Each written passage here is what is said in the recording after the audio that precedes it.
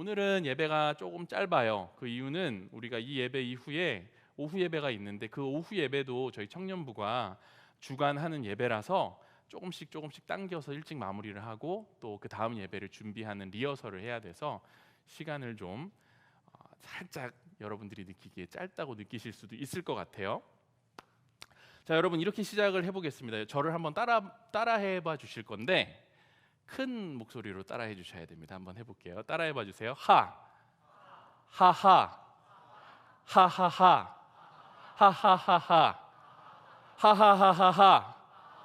하하하하하, 하하하하하, 하하하하하. 네, 이게 여러분 억지로 웃는 건데 억지로 웃어주셔서 감사해요. 네, 이거 아주 잘하셨어요. 네, 이거 하려고 그랬는데 저는 그게 잘 안 되네요. 여러분, 저는 왜 이렇게 시작했냐면 우리가 때로는 이 예수 믿는 게 얼마나 기쁜 일인지 잊고 사는 것 같아요. 우리가 저조차도 내가 마지막으로 시원하게 세상 만사 다 잊고 웃어본 적이 언제였지 생각을 해보면 이게 참 생각이 잘 안 날 정도로 우리가 이 세상에 살면서 참된 기쁨을 표현하지 못하고 사는구나 싶습니다. 여러분은 어떠십니까? 마지막으로 정말 통쾌하게 웃어본 적이 언제이십니까? 그리고 예수로 인해 내 마음속 깊은 곳에 기쁨을 느껴본 적이 언제세요? 오늘 우리가 읽은 본문 로마서 5장은요 그러므로라는 단어로 시작을 합니다. 바울은 1장부터 4장까지 자신이 했던 주장을 부분적으로 일단락짓고 있습니다. 존 스토트라는 신학자는 로마서 1장 18절부터 3장 20절까지가 칭의의 필요성에 대한 내용이었고 바로 그 뒤에 이어서 3장 21절부터 4장 25절까지가 칭의의 방법에 대한 내용이었다면 오늘 우리가 읽은 이 부분은 이제 칭의의 열매 혹은 칭의로 인한 기쁨의 결과들에 대해 말하고 있다고 주장을 합니다. 그렇다면 여러분 칭의가 뭘까? 궁금하시죠? 칭의는 간단히 말하면 우리가 은혜로 예수 그리스도를 믿음으로 죄의 문제를 해결받고 하나님 앞에서 의롭다 여김을 받았다는 내용이 칭의입니다. 즉 우리가 예수 그리스도를 통해 하나님의 자녀가 됐다는 선언입니다. 좀 더 쉽게 얘기해 볼게요. 이전에는 예수를 모르던 삶이었습니다. 예수라는 이름이 나에게 무의미했던 시간들이 있는 겁니다. 목자 없는 양같이 헤매고 살았던 시기가 있는 거예요. 무엇이 주님이 기뻐하시는 건지 기뻐하지 않으시는 건지 몰랐던 시절이 있습니다. 근데 어느 날 기적과도 같이 예수님께서 내 삶에 스며들듯이 찾아오신 거예요. 그분의 이름이 예수 그리스도, 이 6글자가 나에게 어느 날부터인가 의미 있는 이름이 된 거예요. 여러분 그런 찬송가 있죠. 나 주를 멀리 떠났다 이제 옵니다. 나 죄의 길에 시달려 주여 옵니다. 나 이제 왔으니 내 집을 찾아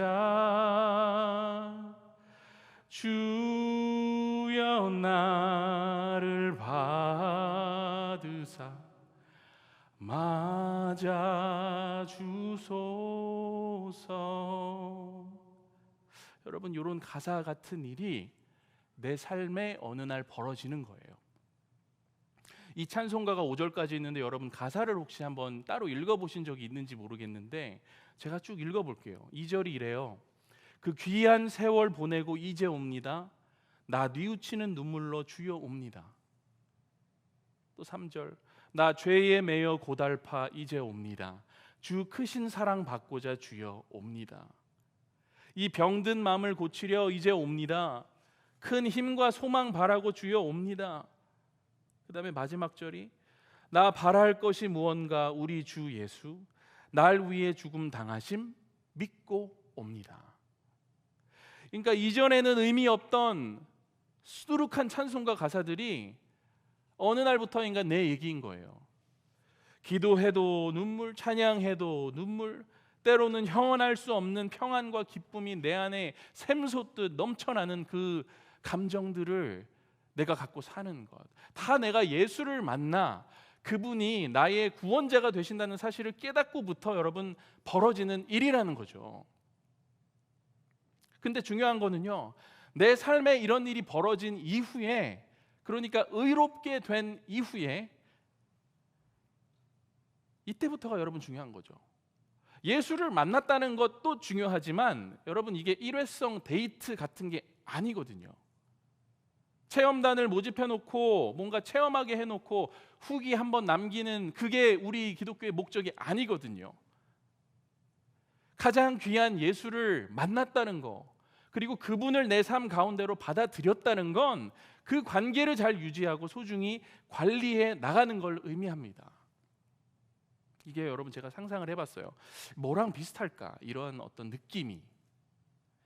제가 어느 날 카페에 갔는데 그곳에서 나오는 음악과 분위기, 내가 앉게 된 그 자리의 느낌과 그 주인장의 느낌, 그리고 그곳에서 마시는 커피와 그 커피의 향과 그것에서 보낸 그 시간의 소중함이 나로 하여금 어떻게 합니까? 다시 그 자리를 찾게 만든다고요.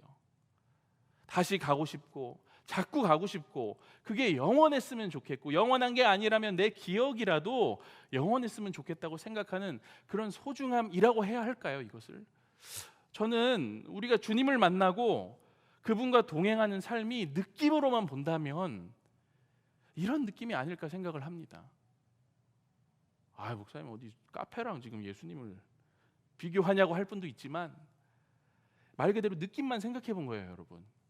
그 어떤 간절함, 그 소중함, 그 안락함, 따뜻함, 그 환희, 기쁨.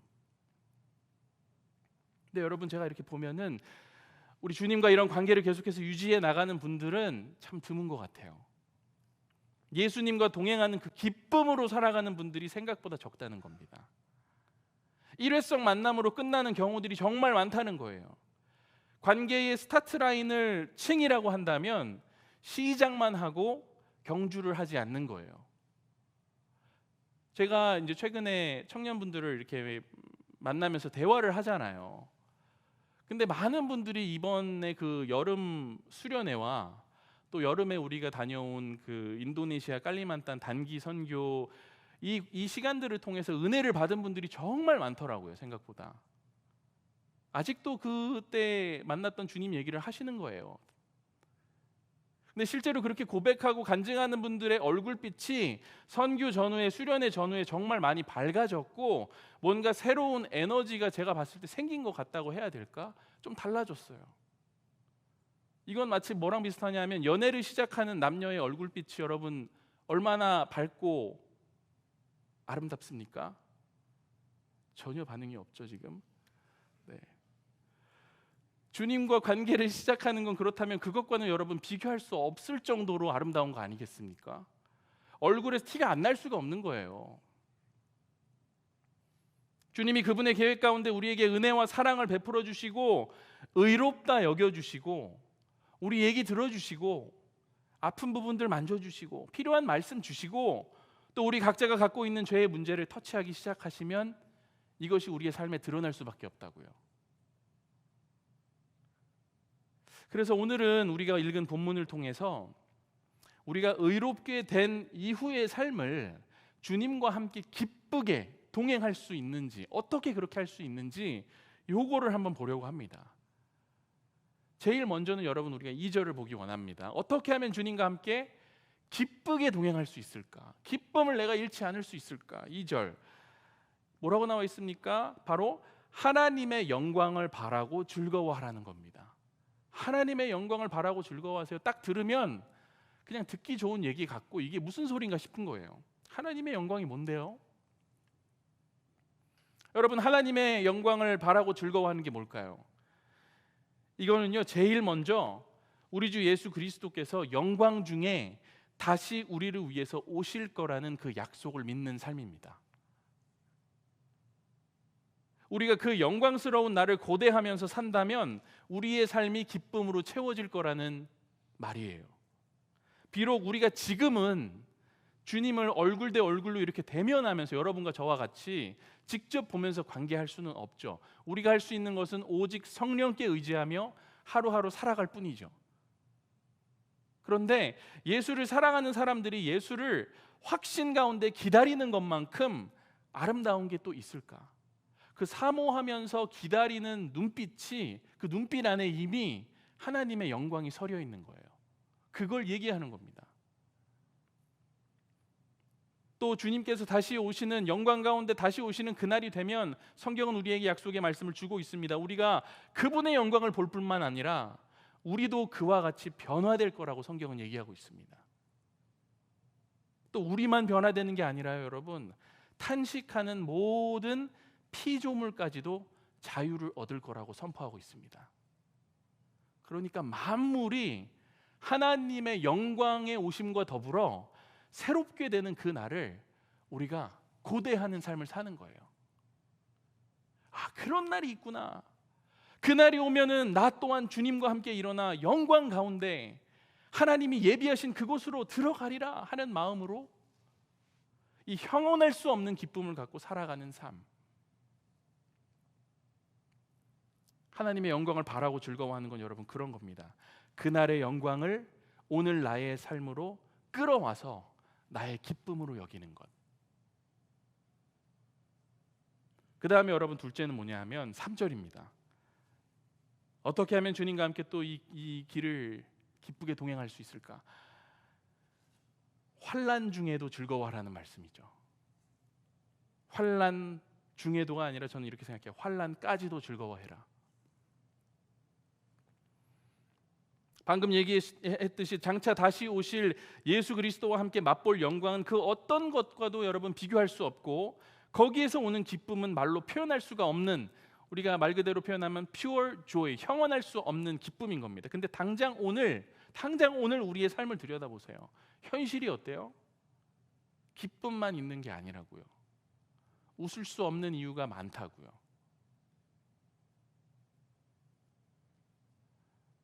사람들이 저를 봤을 때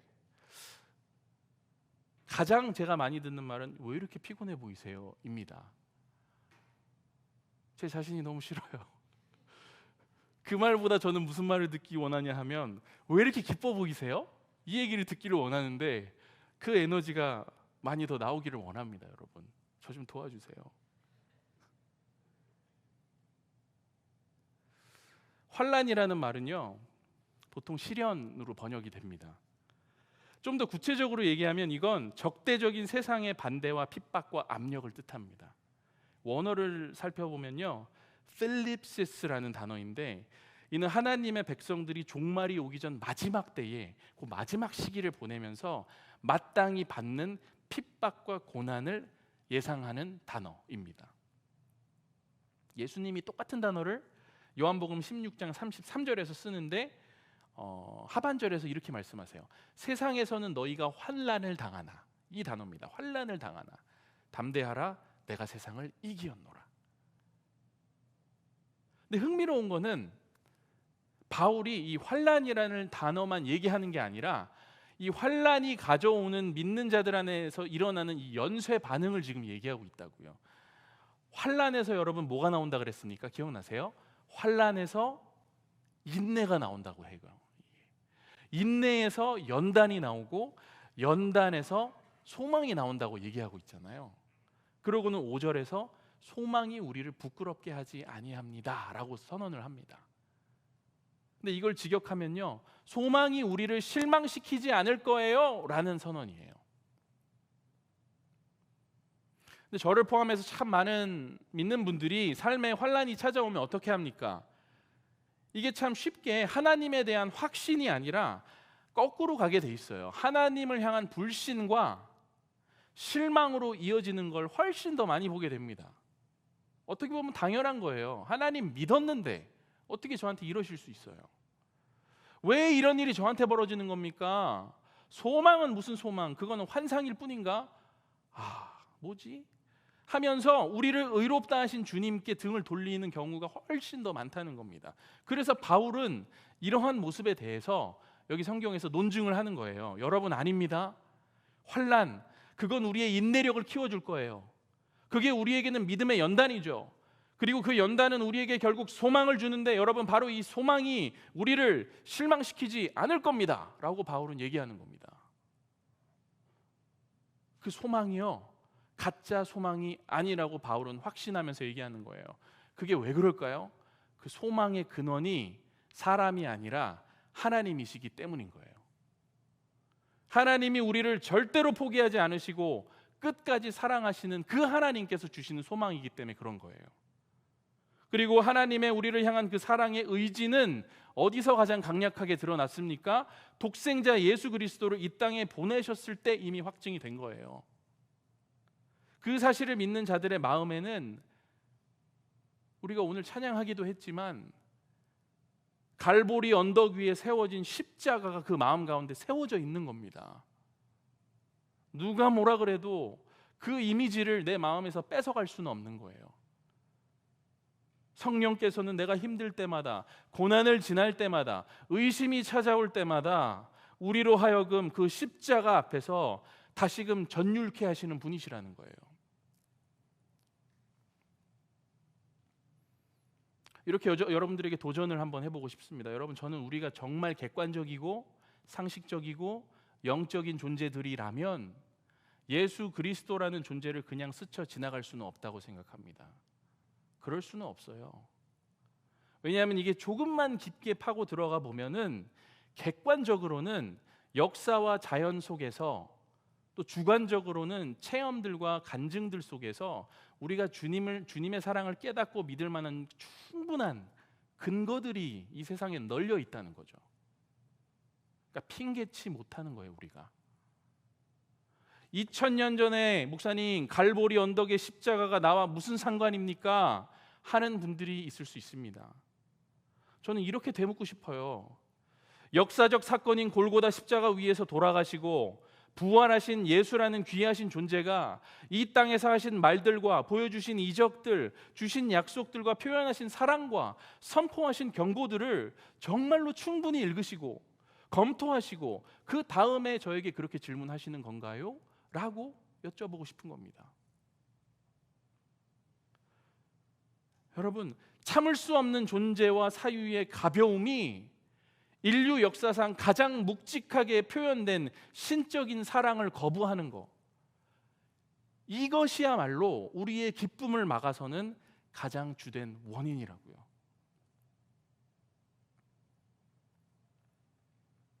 그래서 여러분, 셋째입니다. 어떻게 하면 주님과 함께 또 기쁘게 이 길을 동행할 수 있습니까? 11절, 주 예수 그리스도로 말미암아 하나님 안에서 또한 즐거워하는 겁니다. 하나님께서 사랑으로 보내신 아들을 우리가 더욱 사랑하고 우리 마음 깊은 곳까지 받아들이며 그 아들 예수께서 베푸신 모든 것을 우리가 끌어안는 거죠. 그런 책이 있어요, 여러분. 예수는 믿는데 기쁨이 없어서라는 제목의 책이 있습니다. 너무 와닿지 않아요? 예수는 믿는데 기쁨이 없어서. 이게 책 제목입니다. 근데 그 책에 많은 내용들이 있는데 이런 내용을 제가 읽은 게 기억이 나서 오늘 이 얘기를 좀 담아봤습니다. 한 소년이 우연히 작은 호숫가에서 이렇게 거닐고 있는데 저쪽에 그림을 그리고 있는 화가가 한 분 계신 거예요. 소년이 부끄러워가지고 다가가지는 못하고 긴 숲을 뒤에서 이렇게 몰래 구경하는 겁니다, 화가를. 근데 그 화가가 매일매일 그 자리에서 그림을 그리는 거예요. 그래서 꼬마도 그 근처에 사니까 매일매일 일주일간 나와가지고 그 화가가 붓이랑 물감이랑 또 이젤 같은 그런 도구로 어떤 그림을 계속 그리는 거를 몰래 보고 있는 겁니다. 근데 조금 가까이 가서 보니까 시종일관 이 화가는 딱 한 가지 그림만 그리고 있는 거예요. 주제가 하나예요. 그 주제가 뭐냐면 고래만 그리는 거예요. 고래. 그림마다 다 고래밖에 없는 겁니다. 그래가지고 도대체 얘가 궁금하잖아요. 무슨 생각을 하고 있는 건지 이 소년이 궁금했습니다. 호숫가에는 고래가 없잖아요. 마침내 호기심이 부끄러움을 이겨낸 소년은 화가에게 다가가서 이것저것 묻기 시작하고요. 더 이상 참을 수 없게 된 소년은 궁금해서 미칠 것 같은 바로 그 질문을 물어봅니다. 말해주세요, 선생님. 왜 고래만 그리세요? 그러자 이 화가는 멀리 호수 저편에 눈길을 던지면서 뭔지 모를 환한 웃음으로 얼굴을 밝히더니 꿈꾸듯이 이렇게 말했다고 합니다. 내가 고래를 그리는 건 고래만 보이기 때문이란다. 이렇게 해서 이야기가 끝납니다. 내가 고래를 그리는 건 고래만 보이기 때문이란다. 오늘 여러분의 눈에는 무엇이 보이십니까? 우리 마음에 충만한 게 우리 눈에 보이는 거라고 저는 생각을 해요. 그리고 그 충만한 게 결국 우리 삶의 열매가 되는 거죠. 우리의 손과 발의 행동이 우리 마음에 충만한 그것으로 움직이게 되는 거예요, 사실. 그래서 여러분, 오늘 우리가 말씀을 통해서 나눈 것 같이 우리의 마음과 우리의 삶에 하나님의 영광을 바라는 기쁨이 깃들기를 원합니다. 또 우리의 마음과 우리의 삶에 환난까지도 기꺼이 맞이하는 기쁨이 있기를 원합니다. 그리고 무엇보다도 여러분, 주 예수 그리스도로 말미암아 하나님 안에서 누리는 그 기쁨이 우리 가운데 충만하게 임하기를, 또 오늘 우리의 기도 가운데 충만하게 임하기를 간절히 바랍니다. 우리 함께 그런 마음으로 찬양하면서 나아가도록 하겠습니다.